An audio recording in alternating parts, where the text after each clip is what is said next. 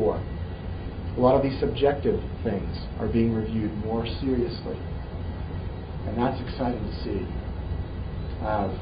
In terms of numbers, one of the things, we don't have a quota. In fact, that's against the law to have a quota.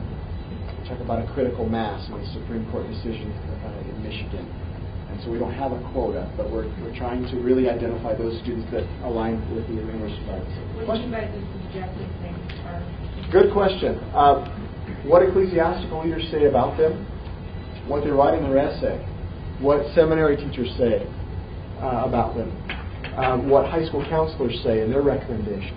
So those weren't reviewed as much beforehand? Quite honestly, not as much as they are now.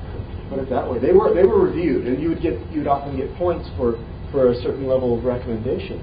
But I'll tell you, and I still sit on the admissions committee and read files, and those things are receiving much better review, much more extensive review, as well as the extracurricular, those types of things.